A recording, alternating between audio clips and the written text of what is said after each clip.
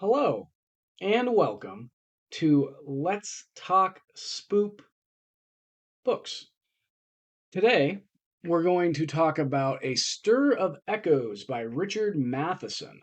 This is the second Richard Matheson book that I will have covered, and it's also the book that one of my three favorite horror movies is based off of. That movie being Stir of Echoes with Kevin Bacon. So I was very excited to listen to this book on audiobook, and unlike The Haunting, I was not disappointed. This was thrilling. It's about a guy who undergoes hypnosis at a block party with a bunch of other adults that he's hanging out with, and his wife's brother is the one who hypnotizes him, and his wife's brother said something that unlocked the latent psychic abilities inside of his mind.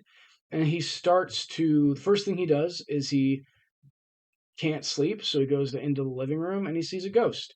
And it freaks him out, as you would expect. Then he slowly starts to pick up on people's thoughts and emotions. Uh, to the point that it's almost drowning him in other people's emotion. He then also starts to predict the future. Initially, he predicts it so close to when it happens that it isn't necessarily the future.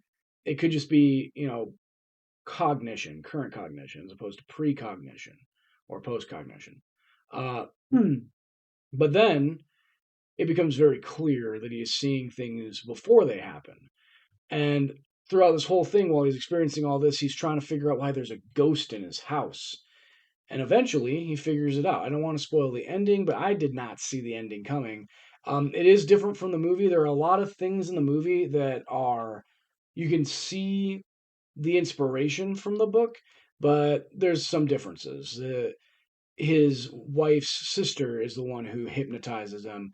The killer, the of the ghost in his house is a completely different person. Um, who the ghost in his house is completely different.